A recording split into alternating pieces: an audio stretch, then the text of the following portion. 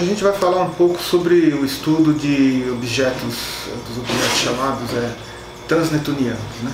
Esses objetos devem conter o material mais primitivo e menos alterado do sistema solar. Então, eles são importantes quando a gente quer estudar a origem e evolução do sistema solar externo, né, das partes mais distantes do sistema solar. E só que esses objetos, né, por eles estarem muito distantes do Sol, né, e até por isso eles foram um pouco alterados, né, durante a evolução do sistema solar, eles são difíceis de se estudar. Eles estão muito longe do Sol, são objetos de dimensões mais modestas e são muito fracos, né, eles são tênues.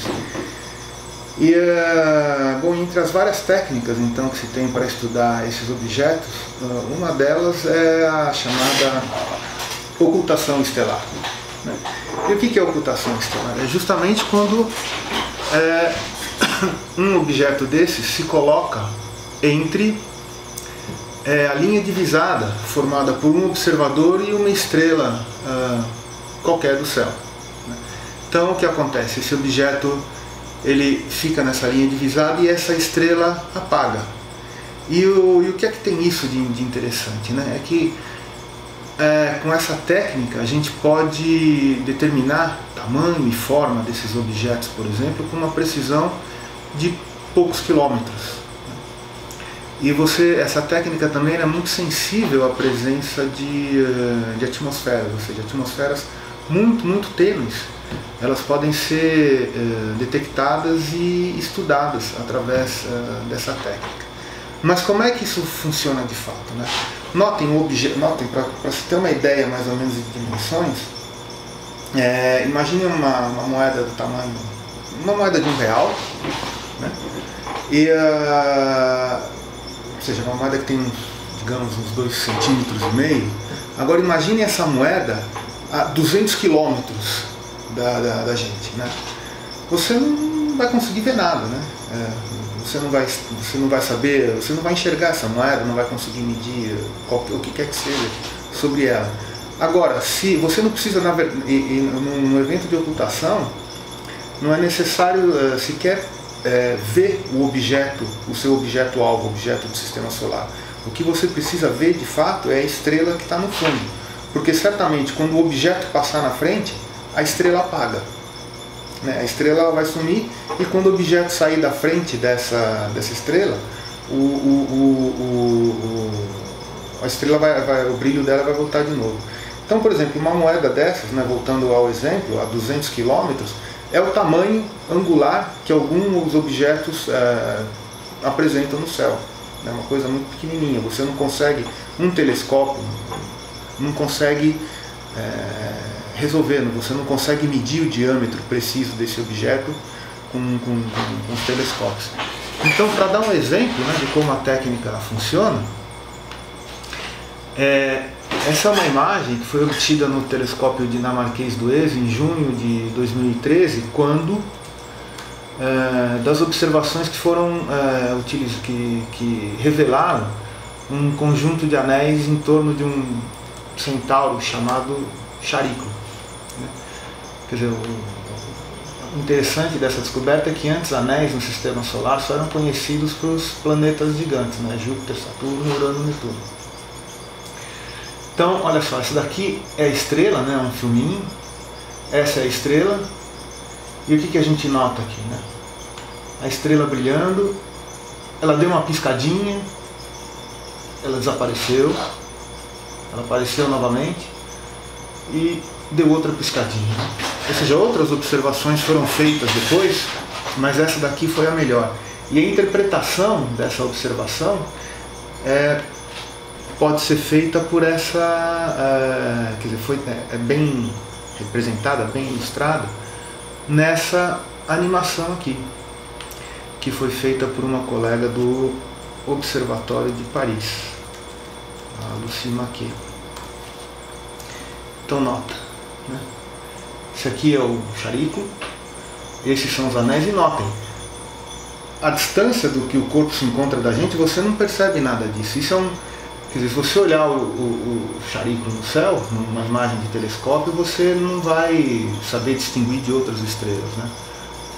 Então, olha só, ou seja, a gente não precisa de fato distinguir, a gente precisa simplesmente analisar a luz que passou, quer dizer, a forma como a luz da estrela foi ocultada. Então, naquela imagem anterior,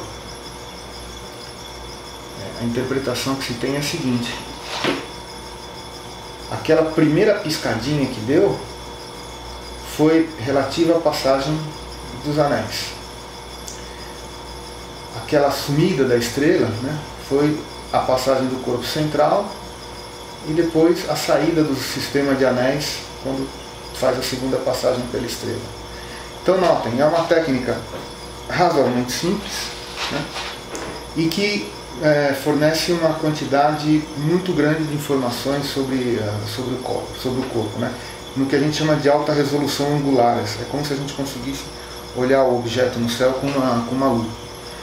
Então, quer dizer, além desse trabalho, um outro trabalho que o nosso grupo faz aqui no Observatório Nacional diz respeito à predição desses eventos, né? Porque notem, tudo bem, nossa, vamos observar uma ocultação estelar, mas você precisa saber quando e onde esses objetos, quer dizer, esses eventos vão poder ser observados sobre a Terra. Então, um trabalho que se faz aqui é justamente dedicado à predição, ou seja, são feitas e são coletadas também observações muito frequentes de corpos, desses corpos, de objetos além da órbita de Netuno, e com essas observações a gente consegue melhorar a órbita deles, e daí sim, através de cálculos matemáticos, você consegue saber quando e onde esses eventos podem ocorrer. O observatório, nós mantemos uma página, né? Quer dizer, há várias páginas que mantêm dados sobre isso, informações sobre essas ocultações, sobre a predição dessas ocultações. Uma delas, por exemplo, é hospedada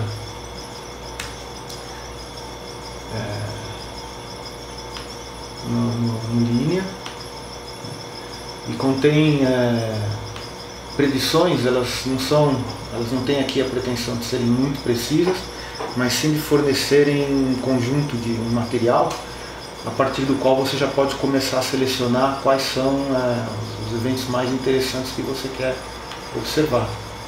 Então, novamente, parte do trabalho do grupo